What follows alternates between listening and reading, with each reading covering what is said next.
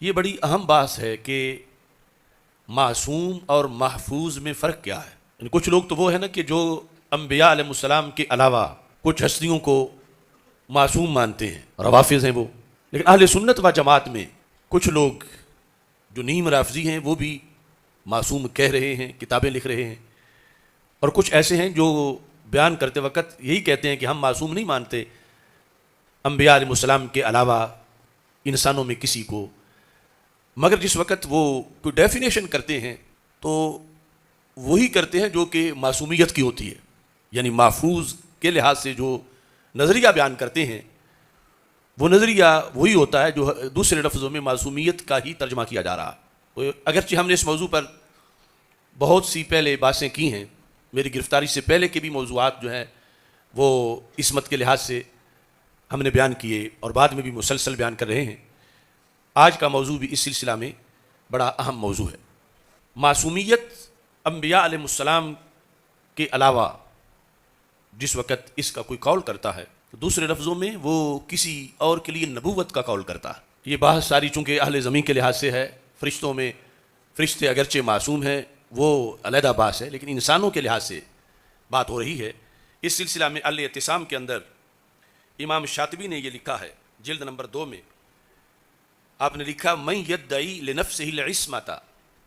جو بندہ اپنے لیے عصمت کا دعویٰ کرے، معاذ اللہ کہے کہ میں معصوم ہوں، تو کہتے ہیں فہو یشبہ من یدعی النبوۃ، تو اس کا یہ کہنا اس دعوے کے مشابہ ہے کہ معاذ اللہ وہ نبوت کا دعویٰ کر رہا ہے. یعنی جو اپنے لیے معصومیت کا دعویٰ کرتا ہے، دوسرے لفظوں میں یوں ہے کہ وہ نبوت کا دعویٰ کر رہا ہے، اپنے لیے ہو یا انبیاء علیہ السلام کے علاوہ کسی اور کے لیے ہو، خواہ وہ اور صحابہ کرام رضی اللہ تعالیٰ عنہم ہو،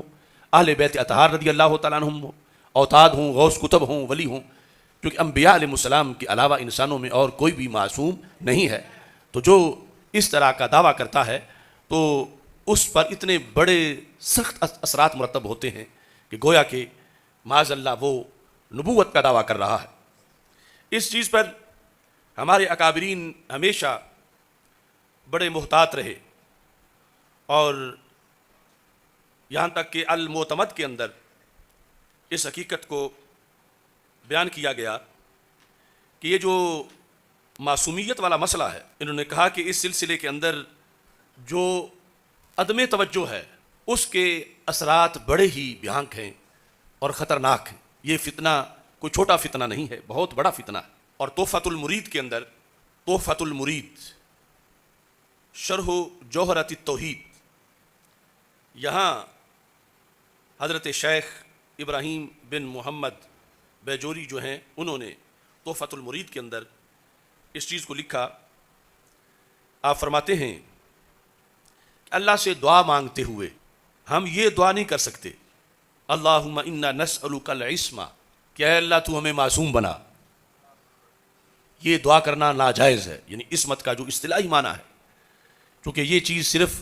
نبیوں میں پائی جاتی ہے، تو جو چیز نبیوں کا خاصہ ہے اور کسی کے لیے جائز نہیں کہ وہ اس کی اللہ تعالیٰ سے دعا مانگے. سیدنا داتا گنج بخش اجمیری رحمۃ اللہ علیہ نے کشف المحجوب شریف کے اندر جس وقت اس چیز کو بیان کیا تو صفحہ نمبر 242 پر یہ لفظ ہیں. آپ فرماتے ہیں اولیاء معصوم نہ باشند، کہ اولیاء معصوم نہیں ہوتے، کہ عصمت شرط نبوت است، کہ عصمت نبوت کی شرط ہے، یعنی نبوت کا خاصہ ہے، نبوت کے علاوہ کہیں عصمت جو ہے وہ نہیں پائی جاتی. اولیاء معصوم نہ باشند، کہ عصمت شرط نبوت است. اب یہ جو چند حوالہ جات ذکر کیے وہ صرف اس لحاظ سے ہیں کہ یہ مسئلہ اہم کتنا ہے، ضروری کتنا ہے، کہ اس کی وجہ سے دعوی نبوت لازم آتا ہے. جب انبیاء علیہ السلام کے علاوہ کسی کے لیے یہ لفظ بولے جائیں تو یہ اپنے لیے بولے یا اور کسی کے لیے بولے، تو اس پر ہمیں پوری طرح مطلع ہونا چاہیے کہ عصمت ہوتی کیا چیز ہے. یہ جو انبیاء علیہ السلام کے علاوہ اگر مانے کسی کے بارے میں تو بندے کا دین ختم ہو جاتا. داتا صاحب رحمۃ اللہ علیہ نے اپنے عہد میں اس مقام پر جو دوسرا لفظ بولا وہ لفظ ہے لفظ محفوظ. کہ انبیاء کرام علیہ السلام معصوم ہوتے ہیں، اور انبیاء علیہ السلام کے علاوہ جو ہستیاں ہیں وہ محفوظ ہوتی ہیں۔ وہ کیا ہوتی ہیں؟ محفوظ ہوتی ہیں۔ بیان کرنے کی حد تک بہت سے لوگ یہ چیز بیان کرتے ہیں، مگر پھر محفوظ کا مطلب وہ لیتے ہیں جو معصوم کا مطلب ہوتا ہے۔ یہ بڑا فتنہ ہے، کیونکہ اصل حکم تو مطلب پہ لگتا ہے۔ جب محفوظ سے مراد وہی لیا جائے جو معصوم کا مفہوم ہے، تو پھر معصوم والا حکم لگے گا کہ اگرچہ وہ یہ کہہ رہا ہے کہ میں فلاں ہستی کو محفوظ مانتا ہوں، تو لازم آئے گا کہ یہ اس ہستی کو معصوم مانتا ہے، اور معصوم ماننا اس کو نبی ماننے کے مترادف ہے، اور اللہ کے نبیوں کے سوا کسی اور کو نبی ماننے کا جو نتیجہ ہے وہ آپ سب کے سامنے ہے کہ اس کی وجہ سے دین ایمان جو ہے وہ برباد ہو جاتا اور ختم ہو جاتا۔ یہ لفظ اصطلاح ہے محفوظ، لیکن جہالت کی بنیاد پر کچھ لوگ اس کا معنی وہ لیتے ہیں جو اسے بول کر عوام معنی لیتے ہیں۔ اس اصطلاحی لفظ یا ایک اصطلاح کا ترجمہ وہ نہیں لیتے جو اس اصطلاح کے جاننے والوں نے، اس اصطلاح کو ماننے والوں نے جو اس کی تعریف کی ہے وہ نہیں لیتے، بلکہ وہ تعریف کرتے ہیں کہ جس کی بنیاد پر معصومیت اور محفوظیت ایک ہی چیز کا نام بن جاتا ہے۔ مثلا محفوظ کا یہ مطلب لینا کہ محفوظ وہ ہے جو اللہ کی حفاظت میں ہے، تو پھر آگے جب اللہ کی حفاظت میں ہے تو پھر اس سے خطا تو ہو ہی نہیں سکتی چونکہ اللہ کی حفاظت ہے۔ تو اگر یہ مطلب محفوظ کا ہے تو پھر معصوم کا مطلب کیا ہے؟ معصوم کے لحاظ سے میں یہ لفظ آپ کے سامنے پیش کر دیتا ہوں، سراج العوارف فی الوصایا والمعارف، وہاں سے اس میں لکھا ہے صفحہ نمبر 55 پر، ہم سنیوں کا عقیدہ ہے کہ بنی آدم علیہ السلام میں انبیاء کرام کے سوا کوئی معصوم نہیں، اگرچہ وہ اولیاء اللہ ہوں، اگرچہ مرتبہ قطبیت اور درجہ غوثیت پر فائز ہوں، یہاں تک کہ صحابہ کرام رضی اللہ تعالیٰ عنہم اور اہل بیت اعظام رضی اللہ تعالیٰ عنہم، ہاں یہ حضرات عالی درجات ہیں۔ باقی ائمہ اور یہ سب لفظ محفوظ سے موسوم ہیں کہ اللہ تعالیٰ نے محفوظ رکھتا ہے۔ اب یہاں تک جو لفظی معنی ہے، اور عصمت انبیاء کے اصطلاحی معنی یہ ہیں کہ ان کے لیے حفظ الہی کا وعدہ ہو لیا، اور وعدہ الہی کا خلاف ہرگز معقول نہیں ہے، اس کا تصور بھی نہیں کیا جا سکتا، اور اسی وعدہ حفاظت الہی کے سبب ان سے کسی گناہ کا صدور شرعاً محال ہے۔ یعنی جو انبیاء کی حفاظت ہے، انبیاء کی جو حفاظت ہے، جو معصومیت کا ترجمہ ہے، اس کا مطلب یہ ہے کہ انبیاء کرام علیہ السلام ان کو اللہ تعالیٰ نے محفوظ کر رکھا ہے، یعنی ان سے کسی گناہ کا صدور شرعاً محال ہے۔ یہ ترجمہ یہ ہے معصومیت، کیونکہ جہاں بھی معصومیت کی تعریف ہوتی ہے تو معصومیت کی تعریف میں لفظ حفاظت ضرور آتا ہے۔ اب آگے اس کا فرق جو ہے اس کو جو صوفیاء نے لکھا، محققین نے لکھا، اس کو واضح کرنے کی ضرورت ہے۔ اس سلسلہ کے اندر ایک حوالہ میں آپ کے سامنے پیش کر رہا ہوں جہاں واضح طور پر اس فرق کو بیان کیا گیا، اور آگے پھر اس کی وضاحت ہوگی۔ المنہ القدسیہ علی الحکم العطائیہ، اس کے اندر صفحہ نمبر 82 پر یہ ہے والفرق بین المحفوظ والمعصوم، کہ محفوظ اور معصوم میں فرق کیا ہے؟ کیا فرق ہے؟ لکھا ان المعصوم لا یلم بذنب البتہ، کہ جو معصوم ہے اس سے کبھی بھی گناہ کا صدور نہیں ہوتا۔ لا یلم بذنب البتہ، وہ کبھی بھی ذنب کا المام نہیں کرتا، ذنب کا ارتکاب نہیں کرتا، قطعی طور پر اس سے کوئی ذنب صادر نہیں ہوتا۔ یہ کس کی شان ہے؟ معصوم کی۔ اور محفوظ کی کیا ہے؟ والمحفوظ قد تحصل له زلات ولكن لا يكون منه اصرار بل يتوب من قریب، کہ محفوظ وہ ہے کہ جس سے کبھی لغزشوں کا صدور ہو جاتا ہے، لیکن لا يكون منه اصرار، مگر اس سے اس پر اصرار نہیں ہوتا، یعنی نادر طور پر ہوتا ہے اس سے صدور مگر نادر طور پر، اور ساتھ یہ ہے کہ اصرار نہیں ہوتا، بل یتوب من قریب، بلکہ بہت جلد جس کو رب نے محفوظ بنایا ہے وہ اس زلات کے ارتکاب کے بعد وہ توبہ کر لیتا ہے۔ ان الفاظ پر مزید جو حوالہ پیش کر کے پھر میں آگے پیش کروں گا اس کی دوسری حیثیت کو، المعتمد فی المعتقد، طور پشتی، اس کے اندر صفحہ نمبر 72 ہے، اس پہ لکھا ہے مکتوبات یحییٰ منیری کے حوالہ سے، ولی محفوظ باشد از گناہ، کہ ولی گناہ سے محفوظ ہوتا ہے، و فرق میان محفوظ و معصوم آس، کہ معصوم را ارتکاب گناہ نہ بود، کہ معصوم کبھی بھی گناہ کا ارتکاب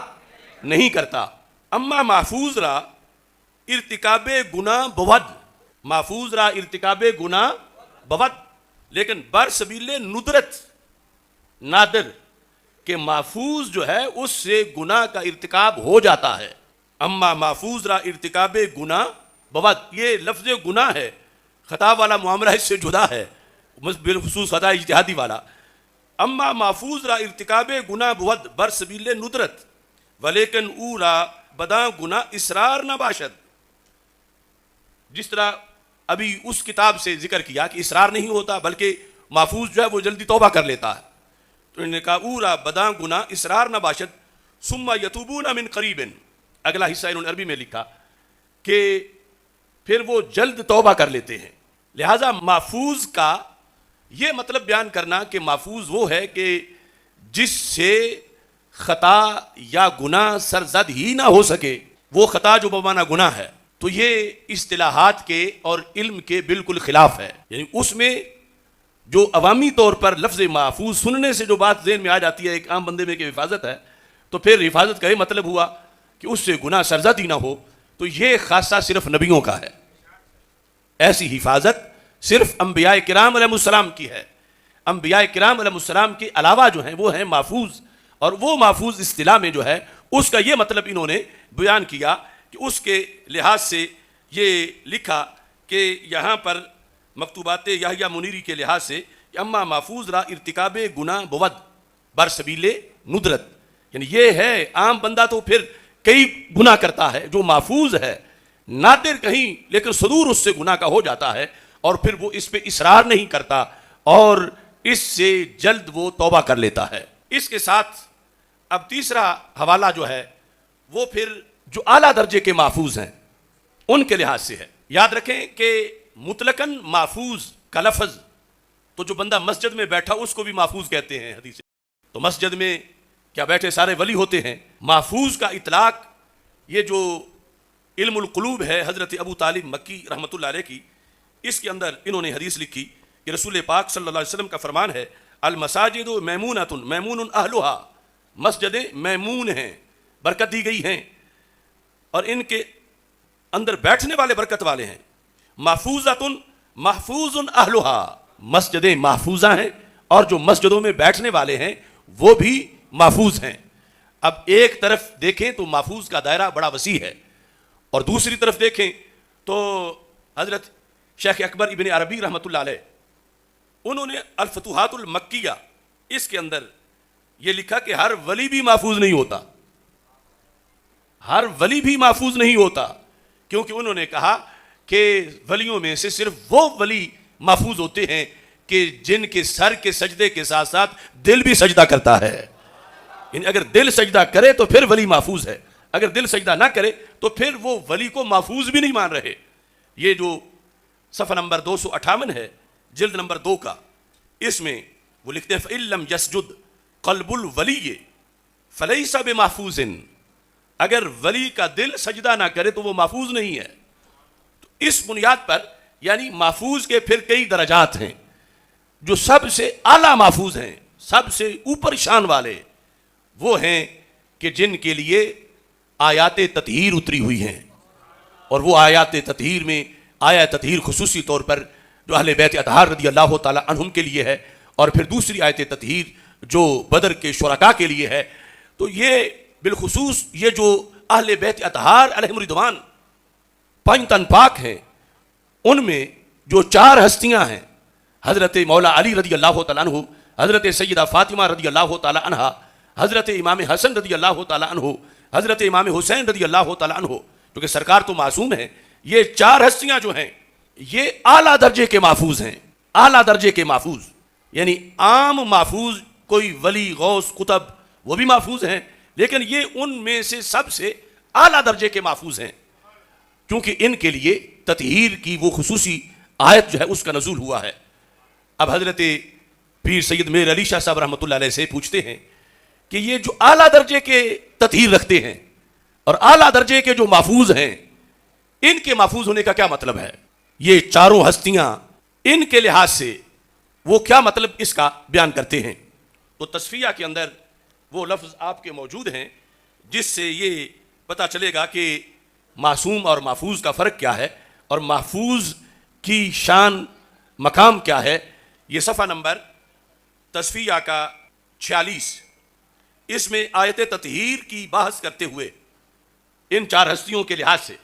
حضرت پیر سید میر علی شاہ صاحب رحمۃ اللہ علیہ لکھتے ہیں، اس کا مطلب یہ ہے، تطہیر جو ہے ان ہستیوں کی، اس کا مطلب یہ ہے کہ اگر بمقتضائے بشریت ان سے کوئی خطا سرزد بھی ہو تو وہ عفو و تطہیر الہی میں داخل ہوگی۔ یعنی یہ بتایا کہ محفوظ ہونے کے باوجود خطا سرزد ہو سکتی ہے، لیکن تطہیر یہ ہے کہ اللہ کی طرف سے یہ وعدہ ہے کہ وہ خطا جو ہے وہ کس میں ہوگا؟ عفو و تطہیر الہی میں داخل ہوگی۔ وہ عفو کا جو وعدہ ہے، یعنی یہ محفوظیت کا اعلیٰ درجہ جو ہے اس کے لحاظ سے یہ لفظ تصفیہ میں موجود ہیں جو اس تعریف کو واضح کر رہے ہیں کہ معصوم اور محفوظ میں واضح طور پر فرق ہے کہ معصوم سے تو گناہ سرزد ہی نہیں ہو سکتا، محفوظ سے نادر طور پر ہو سکتا ہے مگر اس پر اصرار نہیں، مگر وہ توبہ قریب سے کر لیتے ہیں۔ مگر یہ ہے کہ جو اعلیٰ درجے کے پھر محفوظ ہیں ان کے لیے اللہ تبارک و تعالیٰ کی طرف سے یہ عفو اور تطہیر کا یہ وعدہ ہے، اور اس کی بنیاد پر ان کی شان عام جو محفوظ ہیں ان سے بھی کہیں بلند و بالا ہے۔ اب یہاں پر یہ فرق سمجھ لینے کے بعد کچھ لوگ یعنی آج تقریریں کرتے ہیں اور کہتے ہیں کہ سیدہ فاطمہ الزہرا رضی اللہ تعالی عنہا کی شان محفوظیت پہ حملہ کیا جا رہا ہے، کس طرح کہ ان کی طرف خطا کی نسبت کر دی گئی ہے، یعنی اس کو شان محفوظیت پہ حملہ قرار دے رہے ہیں۔ تو سب سے پہلے جو آپ کا مسئلہ ہے وہ تو ہے ہی خطا اجتہادی کا، اور خطا اجتہادی تو نبیوں کے بھی منافی نہیں۔ ہاں یہ ہے کہ نبی سے خطا اجتہادی ہو جائے تو اللہ اس پہ اس کو برقرار نہیں رکھتا، رب ذوالجلال مطلع فرما دیتا ہے، وہ خطا اجتہادی ختم ہو جاتی ہے۔ تو خطا اجتہادی تو معصوم بھی کر سکتا ہے، چہ جائے کہ جو غیر معصوم ہو اس کے لحاظ سے خطا اجتہادی کو توہین کہنا یہ اپنے پورے مسلک کا انکار کرنا ہے۔ اور اس میں یہ ہے کہ یہ لفظ جو بطور خاص یعنی یہاں جن کی گفتگو ہو رہی ہے اس میں جو ہماری تقریر تھی اس میں باقاعدہ پہلے اس کی وضاحت کر دی گئی تھی کہ سیدہ پاک رضی اللہ تعالی عنہا کا جو مانگنا تھا باغ، اس میں کوئی نفسانی خواہش یا دنیا کا لالچ وہ 1 کا کروڑواں حصہ بھی نہیں تھا، یہ باقاعدہ اس کی پہلے وضاحت کی گئی ہے۔ اور اس کے بعد یوصیکم اللہ فی اولادکم للذکر مثل حظ الانثیین، اس کے لحاظ سے اس اجتہادی معاملہ کا تذکرہ کیا گیا کہ جس پر جو چیز انبیاء علیہ السلام کے شان کے منافی نہیں وہ غیر انبیاء علیہ السلام کے لحاظ سے بطریق اولا منافی نہیں، وہ تو مسئلہ ہے ہی بالکل علیحدہ۔ لیکن عام یہ بات کرتے ہوئے اور سمجھتے ہوئے کہ معصوم اور محفوظ کا جو فرق ہے اس میں یہ حوالہ جات میں نے آپ کے سامنے پیش کر دیے کہ جو ہستی محفوظ ہے اس محفوظ کا یہ مطلب نہیں ہے کہ اس سے گناہ، چونکہ خطا بمانا گناہ یا خود گناہ، کہ اس کا صدور ہو ہی نہیں سکتا اور محال ہے، یہ تعریف معصومیت کی ہے۔ محفوظیت کی جو تعریف ہے وہ یہ ہے ہو سکتا ہے لیکن نادر ہوتا ہے، ہو سکتا ہے مگر اس پہ اصرار نہیں ہے، اور ہو سکتا ہے مگر اس کے ساتھ اللہ تعالیٰ کا عفو کا وعدہ ہے کہ خالق کائنات جل جلالہ نے اس پر اپنی طرف سے پہلے ہی وعدہ کر رکھا ہے۔ بالخصوص پیر صاحب نے، پیر سید میر علی شاہ صاحب رحمۃ اللہ علیہ نے جو تطہیر کا مطلب بیان کرتے ہوئے جو بیان کیا، یعنی آج اس حد تک جہالت ہے کہ ایک تو جو مسئلہ خطا اجتہادی کا تھا جو انبیاء علیہ السلام سے بھی سرزد ہو سکتی ہے، اس مسئلے پر لوگوں کو آنکھوں میں دھول جھونک کے روافض کے مذہب کی طرف لے جایا جا رہا ہے۔ اور دوسرا مطلقاً یعنی معصوم اور محفوظ کا جو فرق ہے وہ جو کتابوں میں لکھا ہوا ہے اس سے ہٹ کر بڑے بڑے پیر یعنی اپنی طرف سے یہ بتا رہے ہیں، اپنی طرف سے گھڑ کے، اور جب وہ تعریف محفوظ کی ہے تو پھر وہ بتائیں معصوم کی تعریف کیا ہے؟ تو معصوم کی تعریف ہے کہ جہاں خطا یعنی گناہ اس کا سرزد ہونا محال ہے، یہ معصوم کی تعریف ہے. اور محفوظ کی تعریف کے اندر یہ سرزد ہونا لکھا ہے، لیکن اس کے ساتھ پھر نادر ہونا اور اصرار نہ ہونا اور جلدی توبہ کر لینا، ان چیزوں کا بطور خاص ان سارے ائمہ نے اس کا ذکر کیا ہے.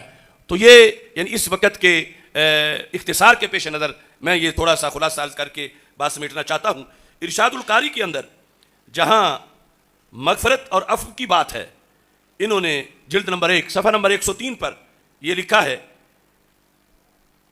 قد غفر لک ما تقدم من ذنبک وما تاخر. یہاں یہ لکھتے ہیں لأن الغفر الستر وهو اما بین العبد والذنب واما بین الذنب وعقوبته فاللائق بالانبیاء الاول فباممهم الثانی. کہ مغفرت کیا ہے؟ کہتے ہیں مغفرت ہے ایک پردہ بنا دینا. پردہ نبیوں کے لحاظ سے کیا ہے کہ گناہ اور نبیوں کی ذات کے درمیان پردہ بنا دینا کہ گناہ ادھر آ ہی نہ سکے، نبی گناہ کر ہی نہیں سکتے. اور نبیوں سے ہٹ کر باقی جو ذاتیں ہیں ان کے لحاظ سے کیا ہے؟ کہتے ہیں وہاں ذنب اور ان کی ذاتوں کے درمیان پردہ نہیں ہے. ذنب آ سکتا ہے مگر جو ذنب کی سزا ہے اس میں اور ان ذاتوں کے درمیان پردہ ہے کہ وہ عقوبت اور سزا ان ذاتوں کی طرف نہیں آ سکتی. اس انداز میں اس چیز کو انہوں نے یہاں بھی بیان کیا. تو یہ مختصر سا سبق ہے، اگر اس کو آپ اچھی طرح یاد رکھیں تو یہ کئی گھنٹوں کے سبق سے بڑا سبق ہے. اللہ تعالی ہم سب کو اسے یاد رکھ کے آگے پہنچانے کی توفیق عطا فرمائے.